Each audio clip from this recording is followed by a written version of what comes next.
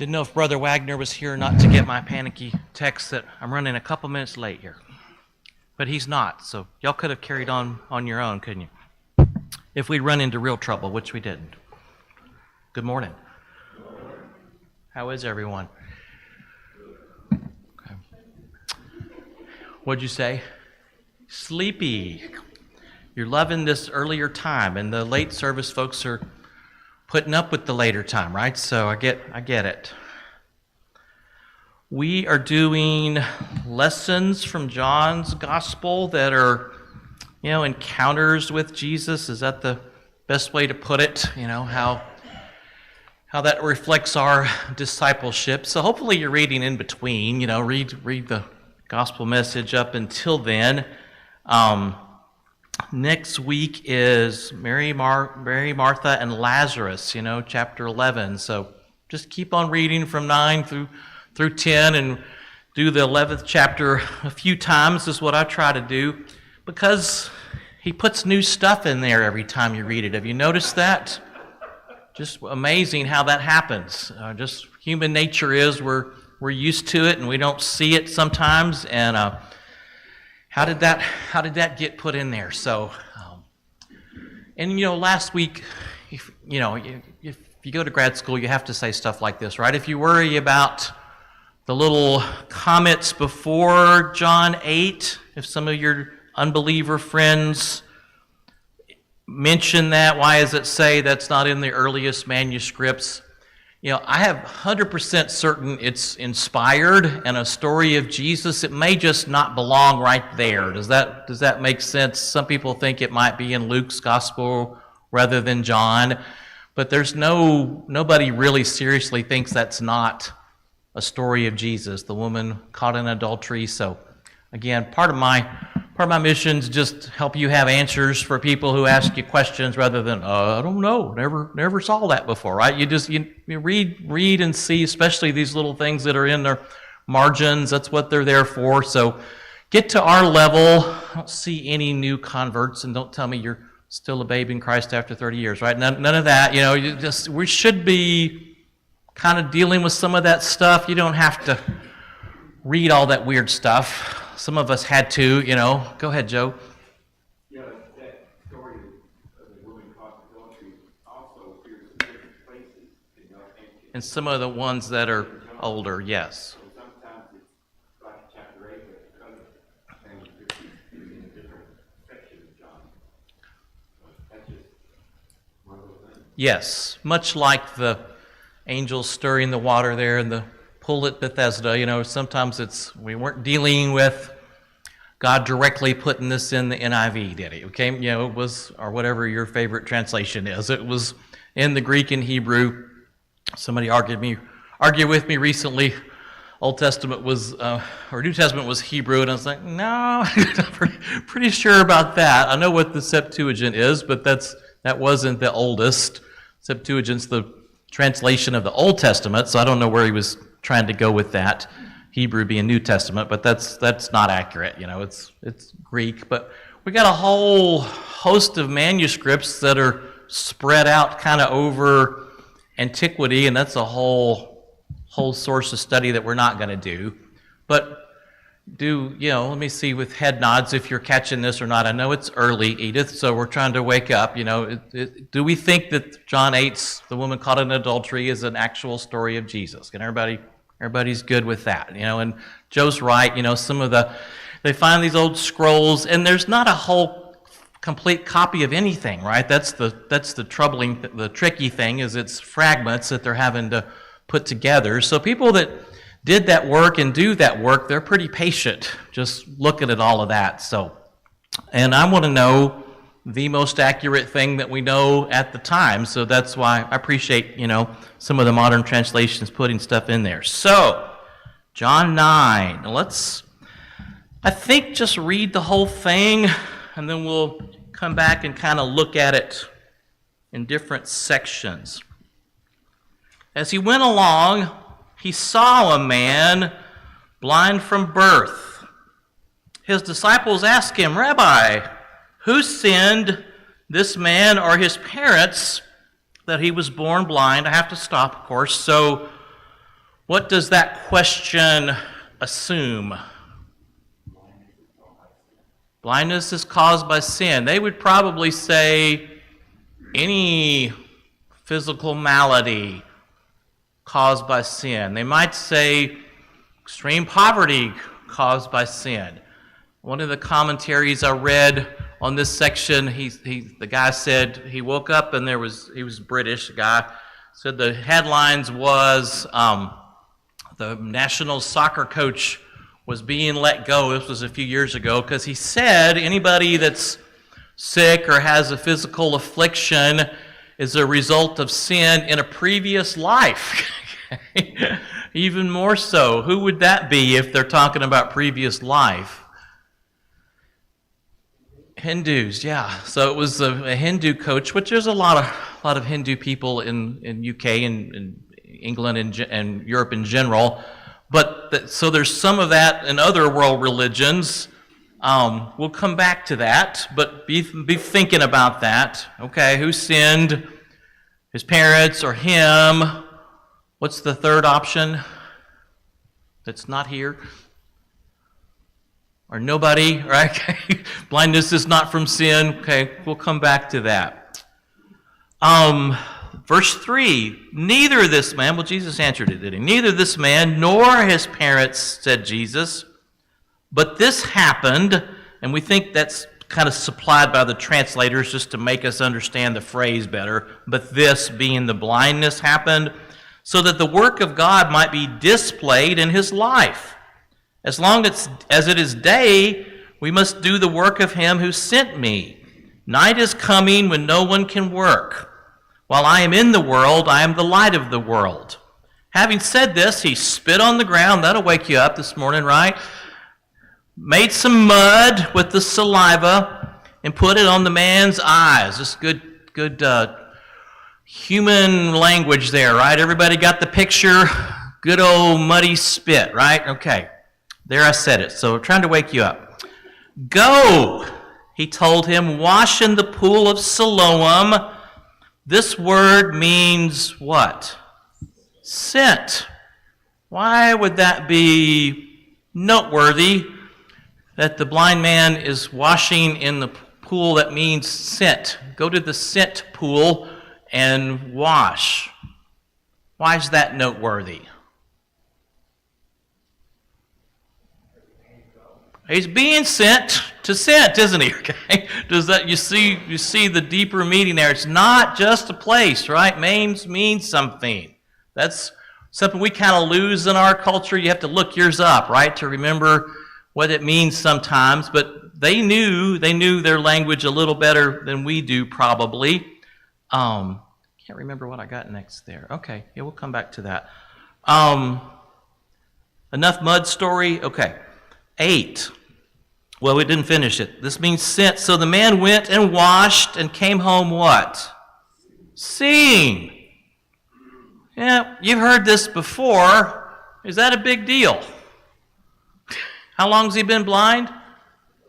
From birth. Never seen. Now he comes home seeing. So we don't get a lot of the, Shazam, when his eyes opened or whatever. That's Gomer Pyle, I guess. But just, coming, all this amazement of never being able to see. What would that have been like? What would that have been like to have never been able to see? Can't imagine, can we? You're going on what people describe to you. Not seeing the picture, but going on what they describe. What would life be like if you had to just have trees described to you? Or the Grand Canyon, or the Badlands, or Yellowstone, or Victoria Falls, or Niagara Falls. How do you describe that? The answer is different if it's coming from a blind person or coming from Absolutely. No frame of reference. Right.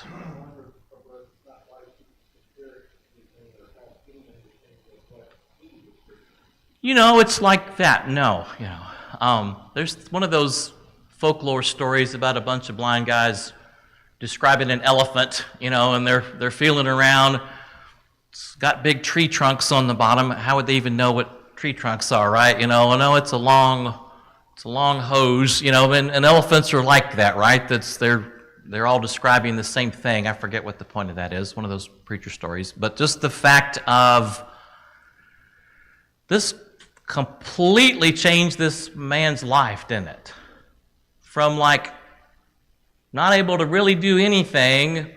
Now, how were the Social Security disability benefits if you were blind back in that day? Didn't have any, did they? How did they live? Begging, or if you had a generous family, that were just kind of taking care of you. We already met another guy in a similar boat, right? The lame man laying there at Bethesda, just waiting on people to give him something. So completely changed the life of this man. And he doesn't even really get to enjoy that very long because of what's about to happen here. Verse 8. So there's two distinct groups, well, three, that are going to kind of come into play here. Verse 8, who's the first group? His neighbors. And those who had formerly seen him begging asked, "Isn't this the same man who used to sit and beg?"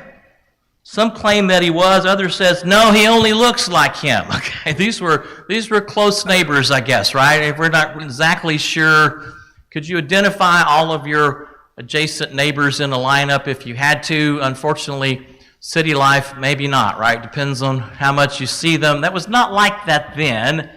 They knew each other a little bit better. Why are some saying, "No, he only looks like him"? It's one of those fixtures. Here he comes again. What's he want today, right? Or we gave you some food last week. Harry, I'm going to name him Harry. I don't know what his name was, but just that. Why else might they have said that? They don't want to consider that something happened. Something being Well, it's not that they're around, they need to be able to consider. right. Somebody has gone from being blind Right. to see. This is not the arm was broken, now it's healed, and he's walking again because he broke his ankle. I mean, this is something that is profoundly, they haven't seen this. Exactly. He has always been like that, right? Anybody known anybody blind from birth? We had a young man at church growing up, Dennis. Same last name as mine, but not really related. That happens in Dixon County. Nowhere else are there fussles or fuzzles around much. But, I would say, "Hi, Dennis." I was probably a little nervous. He was older than me. Didn't really have a connection. And I remember dramatically he moved to Nashville because there was a specialized school for the blind, and didn't see him much after that. No clue what happened to him. It's one of those things, but just hadn't even thought about it till asking the question. But don't see just a lot of that, I guess, because of medical advancements, but still quite a bit of that. So the neighbors are perplexed.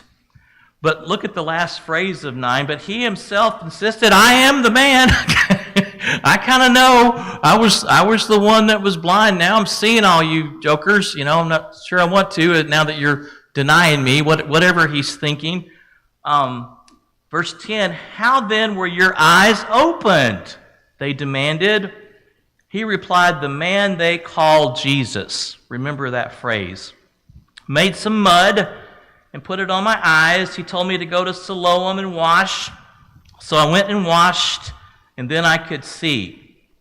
"Where is this man?" they asked him. "I don't know," he said.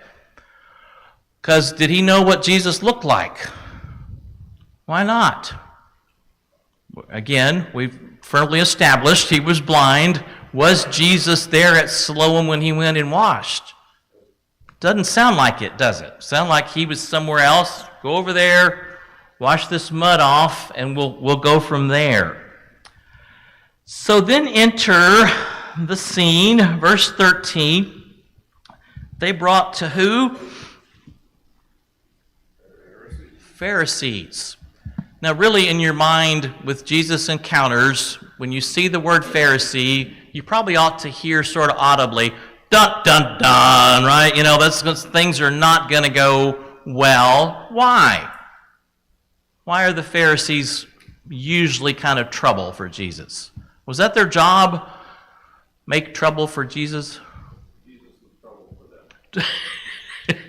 He was not very PC or following what they thought a Jewish teacher who was not even officially a rabbi, right? Although he got called that earlier. I guess they called him that.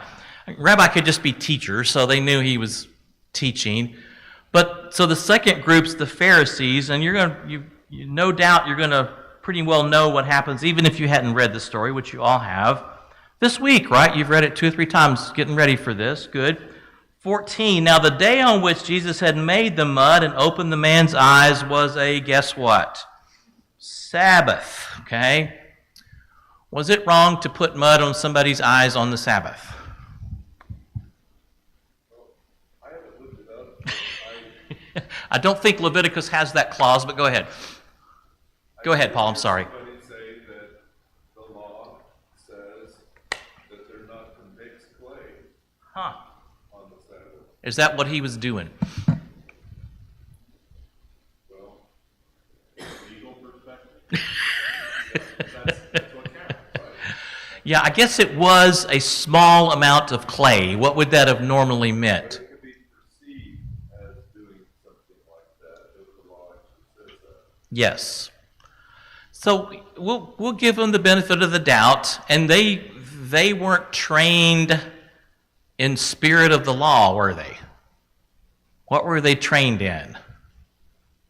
Letter of the law, like legalism, like our legal system, but kind of that on steroids pretty much, right? So it said don't work on the Sabbath. Jesus wasn't going to a job on Saturday. He wasn't making cabinets, was he, or whatever he made as a carpenter, houses. But yeah, he made a small amount of clay. But I think it's all in how that's interpreted. 15, therefore the Pharisees also asked him how he had received his sight. I read that, didn't I? Sorry. 16, now the Pharisees said, this man is not from God, for he does not keep the Sabbath. But others ask, how can a sinner do such miraculous signs? So they were divided. You get the two opposing sides there. One, he worked on the Sabbath, which he shouldn't have done. But the other side said, but the guy's seeing now. If he's a sinner, how could he have done that miracle? 17, finally they turned again to the blind man. What have you to say about him? It was your eyes that he opened. The man replied, he's a prophet. The Jews still did not believe that he had been blind and had received his sight until they sent for the man's parents. Obviously, they're thinking Jesus is trying to con us, right? They're already probably wondering what his angle is. We haven't met the parents yet, have we? 19, is this your son? They ask. Is this the one you say was born blind? How is it now that he can see? We know he is our son, the parents answered, and we know he was born blind. But how he can see now, or who opened his eyes, we don't know. Ask him. He is of age. He will speak for himself. It looks like they're passing the buck, and they probably are, because look at the next phrase. His parents said this because they were afraid of the Jews, for already the Jews had decided that anyone who acknowledged that Jesus was the Christ would be what? Put out of the synagogue. This was why his parents said, he is of age, ask him. We'll come back to that one too. We're kind of leaving little marker points of where we're going to go the rest of the hour here, and I need to hurry. See there, we got more time and still running out of time, right? 24. A second time, they summoned the man who had been born blind. Still called that, right? Give glory to God, they said. We know this man is a sinner. And why are they saying that? Not that We've all sinned and fallen short of God's glory. Why are they saying he's a sinner? Yes, is they talking about him or Jesus? Okay, probably for breaking the Sabbath, right? It doesn't specify. You just have to kind of get from context there. 25, he replied, whether he's a sinner or not, I don't know. One thing I do know, I was blind, but now I see. Doesn't sound like sinner behavior to me, right? He's kind of implying that. Then they ask him, what did he do to you? How did he open your eyes? He's already answered that, right? He answered, I've told you already, and you did not listen. Why do you want to hear it again? Do you want to become his disciples too? So, no, they do not. But that sort of got their attention, right? And they start getting really upset with this guy, as you're about to see. Why would that have been offensive to them?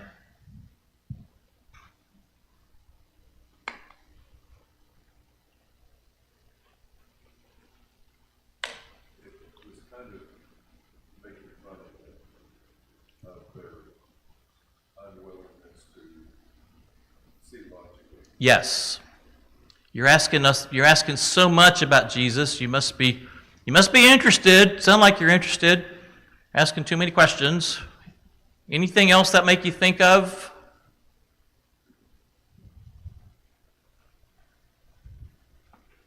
It's kind of like if you talk too much about a temptation or something. It's like, okay, what's what's going on with that? We understand that one, don't we? 28. Then they hurled insults at him and said, you are this fellow's disciple. We are disciples of Moses. We know that God spoke to Moses, but as for this fellow, we don't even know where he comes from. The man answered, now that is remarkable. You don't know where he comes from, yet he opened my eyes. We know that God does not listen to sinners. Who's saying this, first of all?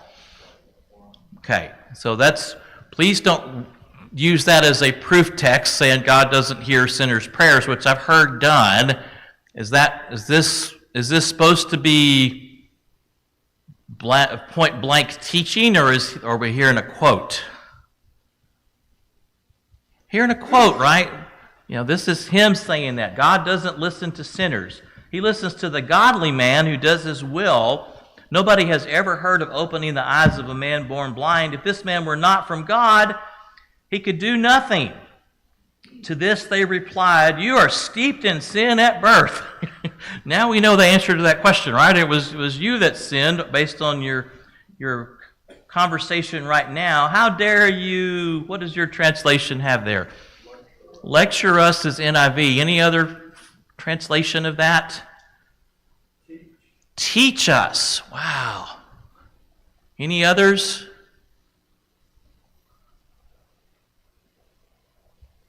What's ESV have? Lecture?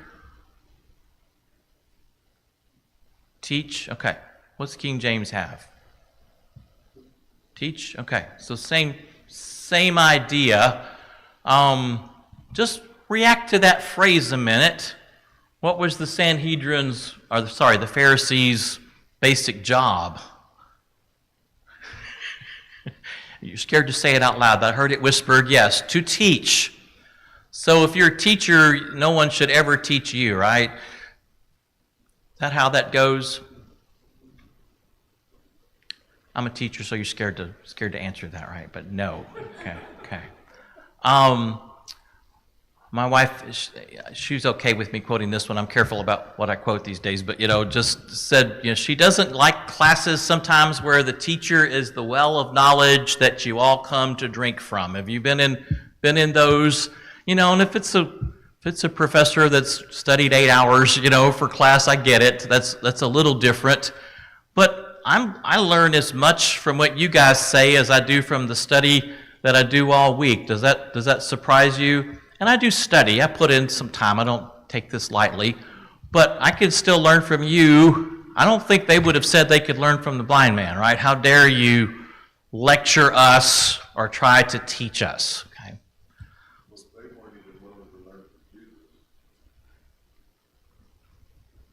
certainly not going to you from a blind man here, are they? Okay. Minta? Very much so, because of this whole born blind thing here. Does that mean there weren't any Pharisees with handicaps? I don't know. I don't know if we know that historically. Minta?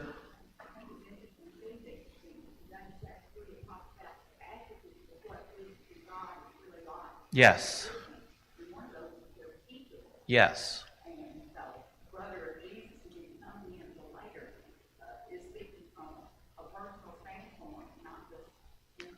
Because he wasn't teachable at first, was he, Jesus' brother? But then he got to that. And then also Gamaliel later on said, when they're all worried about it, he said that this is of God. It's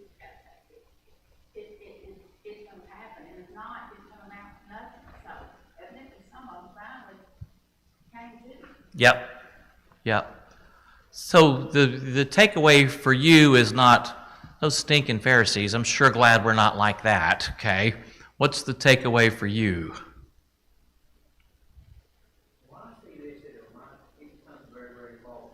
The blind man? The formerly blind man? Sorry, Harry who used to be blind. Go ahead. He is not. Mm-hmm.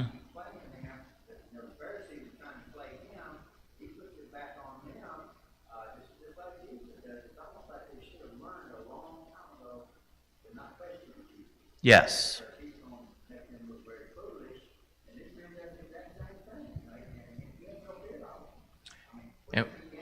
And what just happened to him for doing that? Kicked out. Okay. We'll come back to that. That was a bigger deal than maybe you might think today here. But the lesson for us is to be teachable, right? Okay. Still learning, right? I appreciate you guys being in class. That's a good start, right? You know, a lot of folks just show up, no judgment, but you know, there's always something you can learn. Even if I'm not clicking with where the teacher's going, if I got scripture open and I'm reading it, are you going to learn something? I hope so. Well, all that new stuff that got put in since you read it last, right? Which I'm not really saying that literally. Don't give a letter to the elders that I have to read about me doing that. It's just figurative, right? So Jesus is not hearing all this, is he? But probably knows that whole omniscient thing, right? 35. Jesus heard that they had what? Thrown him out. And when he found him, he said, "Do you believe in the Son of Man?" The Daniel 7 reference. Who's he talking about? It's in red. It's him speaking. Red's not really inspired, but that's pretty good clue. Talking about himself, right? It's that Son of Man thing that we don't fully get other than Jews would have known, right? There was this mysterious Son of Man there in Daniel that was prophesied. 36, "Who is he, sir?" the man asked. "Tell me so that I may" what? "Believe in him." Remember, who has he not seen in his new eyesight yet? Jesus. He don't know who he's talking to. 37. Jesus said, "You have now seen him. In fact, he is the one speaking with you." Then the man said, "Lord, I believe." And he worshiped him. Jesus said, "For judgment I have come into this world so that the blind will see, and those who see will become blind." Okay? It's that great parabolic kind of language there, right? He's talking about spiritual blindness now. Paul? One thing that I hadn't thought about until I just recently was also reviewing this story is that a lot of times when Jesus heals a blind person, he is the first person that they see. Yes, but not this one. Not this one, because he put the clay on it and told him to walk to the pool. Right. When he left him, I guess stumbled over to the pool, right? well, we would think, well, that's kind of mean. But he's obviously used to walking. I had thought about the meanness aspect. Go ahead. But so he was far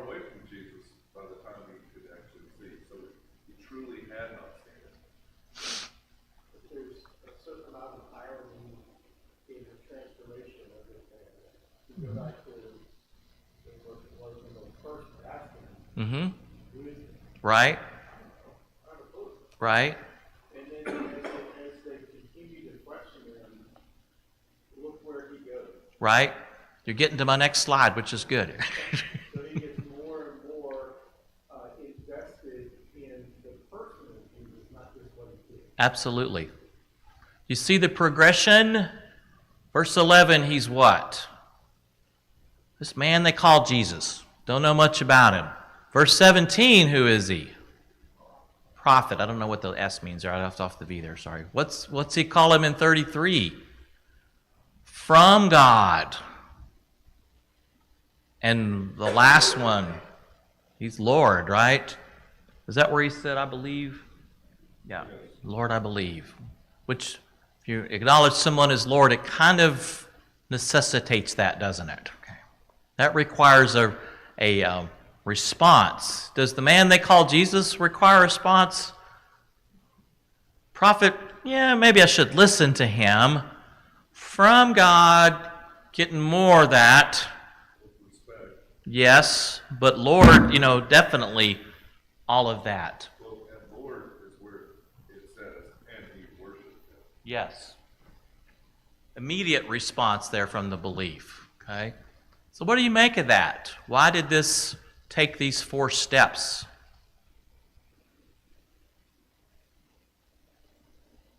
Thought process. Putting the evidence together. Yep. Experience. How long do you think this conversation lasted? We're thinking as long as it took to read it, but probably not, right? Happens, then the neighbors start asking, and the neighbors go find or bring him to the Pharisees. We don't know how far that was. The whole dialogue. Then they go get his parents. Yeah, this was probably at least most of a day, maybe multiple days. It doesn't tell us that. Does it take a minute to come to obedient faith? Absolutely. We got to remember that, right? We got people that will probably be here in 25 minutes that I'm pretty sure don't have just a huge faith background. Do we need to immediately start lecturing them about tattoos and such? Please don't. Please don't. Or marital status. I think that's okay with this one in mind, but might not always be. Does that mean we never get to that, the marital status part? You don't ever get to the tattoos. That's what is, I don't know. I know there's an Old Testament verse there, but that's okay,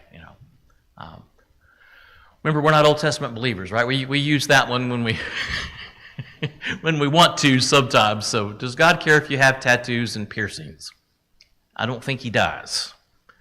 If he does, we'll let him take that up with people and not us. As with most things, it's nearly not our job to be fruit inspectors, is it? So, where was I going with that? I'm trying to remember. Just taking a time though, doesn't it?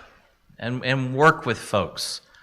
We lots of Clarence stories. We miss him, of course, my father-in-law. But that was kind of what his ministry was in Pennsylvania. Is he'd make a contact with somebody, he'd go out and haul hay with them, stuff like that a lot of us wouldn't do or wouldn't know how to do. Put on his rough clothes and just go help somebody that he knew needed God, and then you might not see him for 3 or 4 years after that, and then they have something happen and they call him. See, what did hauling the hay do there? Put a thought in their mind. That Clarence guy, he seems like he's really about following God. Let me go talk to him now that there's this blatant need in front of me.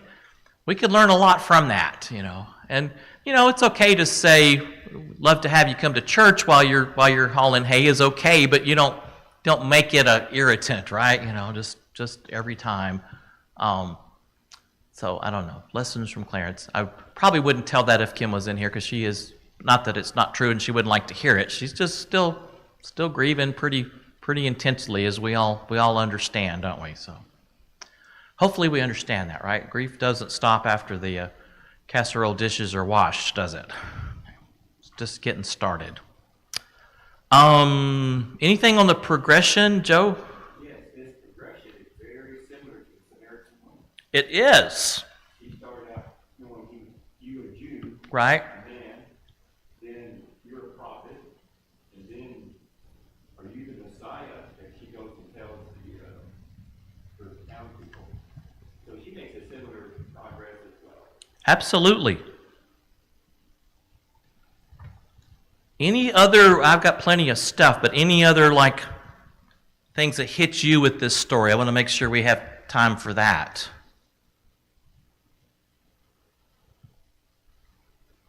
All right. What did it mean being put out of the synagogue, which was church to them, right? Is that a big deal? The whole Jewish community, what was that built around? The synagogue. Everything happened there. It wasn't like, okay, I get to sleep in on Saturdays. It wasn't that. It was just your entire life. If you couldn't go to the synagogue, you didn't have any people to speak of. So there's a couple lessons there. You guys should be more of my people than they probably are all the time, but we need other folks too, of course. But just how big a deal that was, and the blind Harry's parents were scared to death of losing that. Boy, if we say too much positive about this Jesus teacher, they've already said they're starting to put people out of the synagogue. You ever been rejected, kind of intentionally cut off? How does that feel? Not good. Mm-hmm. It also puts people in a position where they have no opportunity to obey the law that is fulfilled by being in the synagogue. Doing what they do in the synagogue, they can no longer do that. Yep. So it's like not only condemning them in the social aspect, but removing or damaging their relationship with God, and it's like out of their control. Absolutely.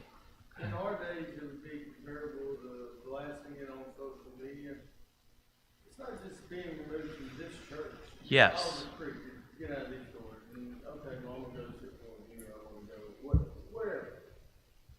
They're kicking them out of their entire communal structure.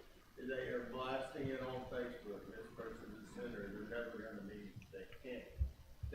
You're ostracized. Yes. You've lost everything. It's not just being removed from, like, you asking me not to come back. Right. Okay, great, I'll go somewhere else. There was nowhere. You weren't. Yes. Basically. So I think if we can, it's hard to think about things like that when you read, you just thinking, oh, he just kicked out. Okay, whatever. I doubt I doubt that this guy could have just gone to the next town in that synagogue either. They're taking everything away from them. That's why they had so much power over the people to be able to do that. They are saying they're taking their only way to reach it that way. And possibly the Pharisees thought they were doing the right thing here. Who knows? We don't know what was in their minds or what was their motivation. And there is, in case you're thinking, there is like a doctrine of, disfellowshipping. We're not going to get into that today. It's pretty complicated. Have I ever seen it done correctly? Maybe once. And that was before I got there, and the church got sued there. Some of y'all know that. From what I could tell, they did that correctly. They had gone, begged, pleaded, taught, please don't leave your spouse and marry this person you've been having an affair with, I think was the story. Again, it was before my time. And that was back during like Collinsville, Oklahoma. Any of you old enough to remember all that, the lawsuit? And then on the Phil Donahue show, boy, we're really, really going back, right? So He was a TV host way back. I don't know how long that's been on. That was kind of a copycat suit to that they did not win, actually. That maybe was the only time I've seen it done incorrectly, way more than I would like, all from one situation I was in, so we won't go into that story, but, is there a biblical doctrine? Yes. Do we need to be cautious about doing that? Yes. I think it's got to, especially in our culture, because they're non-Christians and people whose faith is fragile, they're looking for something like that anyway, right? I'm not saying don't follow that scripture, but it's just got to be done very cautiously. Say that again, Brick. Yes, that's the whole purpose, not to kick them out. And frequently what happens when you get to that point, there's not enough fellowship there anyway. It doesn't mean anything. I do get to sleep in later on Sundays. Kind of all that means, or I'll go somewhere else. So, I don't know exactly what that doctrine means, and that's not really what we're talking about. But I guess it's a spin-off of this for sure. Open hearts and closed hearts. Whose hearts seemed open in this story? Was it? I don't remember what I asked. Based on Dan's answer, I probably said whose hearts were closed. Yes, the Pharisees, right? They felt like they knew the story. They're not going to learn anything from Jesus. Is that we're kind of being encouraged to do the opposite here, right? Okay. It's interesting, John, it's just in his writing of it. One of the questions they said is, who was this man? He was, you're the one that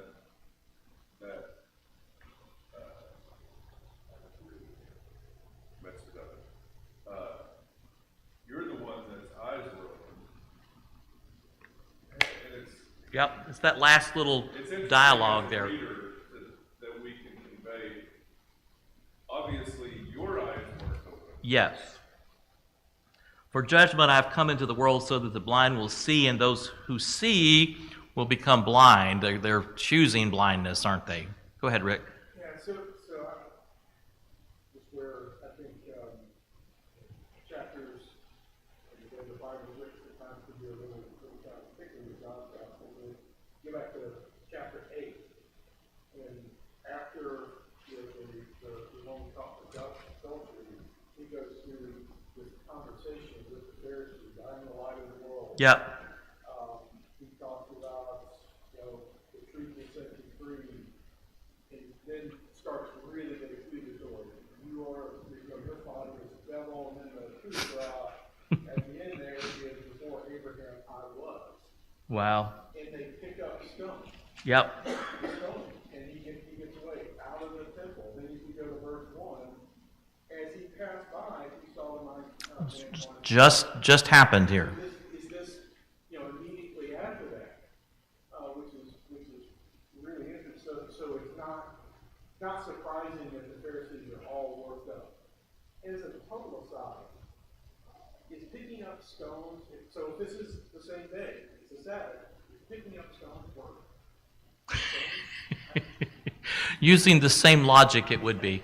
You'd have to wait till Sunday to have a stoning because you're picking up rocks.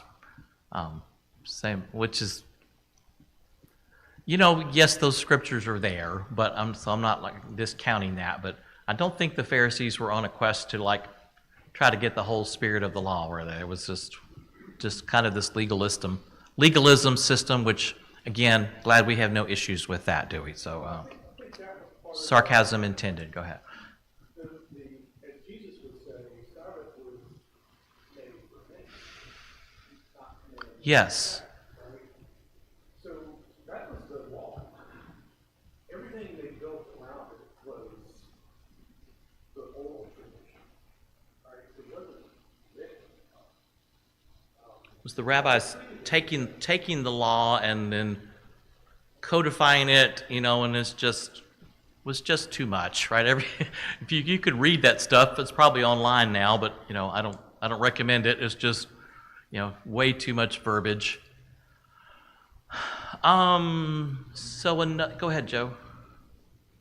No, I'm just thinking, God gave the Old Testament law, Absolutely. and it's pretty detailed, specific. And so, if you obey what God says, are you a legalist? No. Or are you a legalist if you take it beyond what God said? I think it's the taking beyond and making, obeying it into kind of a legal system. Yes, there's a law or a rule there, and it's tricky. I understand what you're saying. Yeah. So what I think of what Jesus was getting on the Pharisees so much about was not that they didn't, that they were taking the law and following it, but they were taking the law and making traditions out of it that was beyond what God intended, like doing good on the Sabbath day. Right. That was the thing that Jesus, Pharisees said, no, you can't do anything, even a good thing, even to heal somebody. Yeah. But that was not the intent of what God was saying. If your oxen falls over in the ditch, you can't even pull them out. Even though they're gonna die if you do that. The Pharisees, if you have an ox that falls in the ditch, wouldn't you on a Sabbath, wouldn't you go get it out? Right. How much more important is a man that I have to him?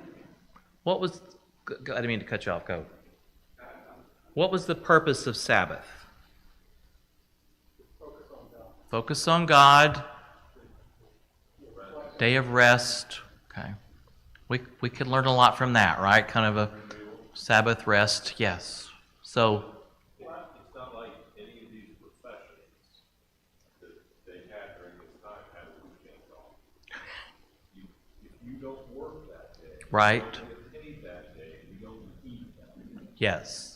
And so to have a day off, to have a day of rest, where you are not doing anything, that doesn't just show your willingness to obey God, but that shows a level of trust in God. And I'm assuming synagogue services would have happened on Sabbath some. So the rabbis were teaching. They were taught to have food ready and that kind of stuff. Have your clothes already washed. Try to not do labor on the Sabbath. So I get all of that. First bell rung. Boy, what did I do there? You on the other program there, Tom? I would say. So I got some really good scriptures for does God hear sinners? Answer that question though. Does God hear sinners? Heard Cornelius. Did the formerly blind man, seem to think that from that quote?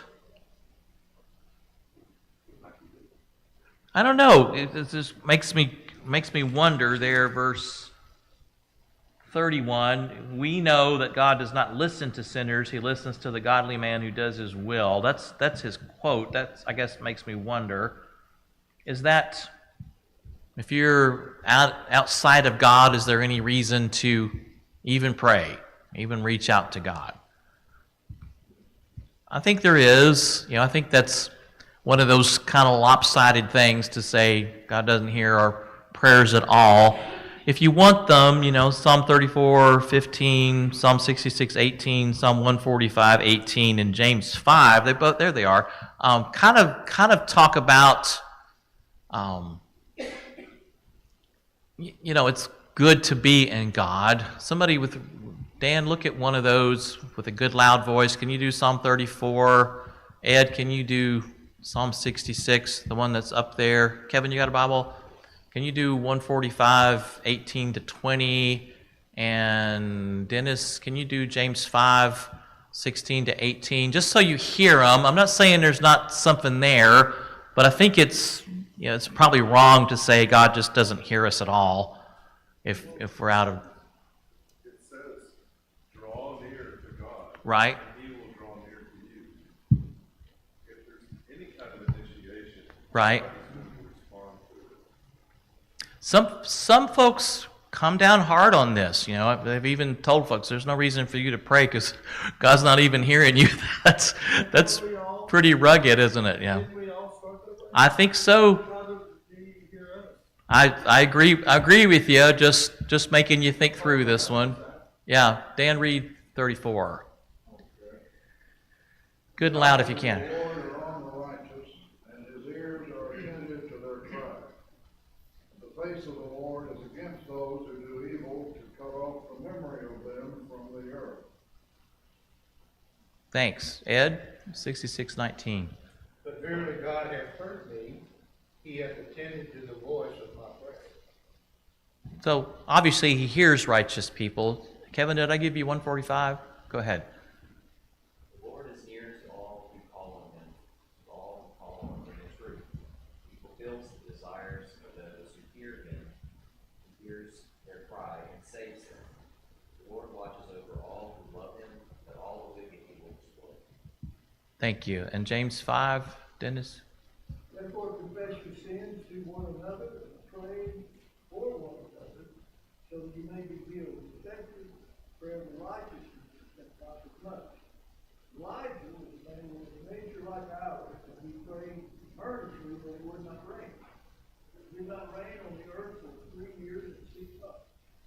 He prayed again, and the sky poured rain, and the earth produced fruit. Thank you. One of my favorite passages there. Elijah was a man just like us, right? We think of them as sort of superheroes, but he was just like us. So when I looked at my cross-reference on that verse, those were some of the ones that were in there. Yes, God hears righteous people, but I didn't hear anything there that said he's not going to hear a sinner's prayer, right, Paul? I think it's clearly taught in the parable of the Pharisee and the tax collector, where the Pharisee is saying, I'm thankful that I'm not like these other people. Right. The tax collector stood at a distance. He would not even look up to heaven, but beat his breast and said, God have mercy on me, a sinner. I tell you that this man, rather than the other, went home justified before God. God kind of preferred that sinner's humble prayer, didn't he? And the reason, for all who exalt themselves will be humbled, and those who humble themselves will be exalted. And God's looking for the attitude of the heart, not the person, the extent of the sin. Yes. So, the Pharisees might have said, God doesn't hear your prayer if you're a sinner, but I don't think that's the case. So please encourage your non-Christian friends to definitely pray. Rick, did you have one last thing? Okay. And I got last thing I read early this morning, what this man did was just tell how his life had changed, right? Is that a way to open up a discussion with non-believers and to grow in your discipleship? Hopefully you got something to say for that, right? How has your life changed? Now, you may not be coming out of drug abuse or prison sentences or anything, and you don't have to, but, has your life changed some or is still changing? That's what speaks to people today. They don't want to hear how nice, shiny, cleaned up our lives are right now, right? Because when they see and hear that, what effect does that have on them? I can't compete with that, Why would I go in there and be made to feel guilty for everything I'm not doing, right? So what are you going to read for next week? Go ahead and read 10 because it's the next one, but we'll be focusing on 11, right? Mary, Martha, and Lazarus. Y'all have a good week.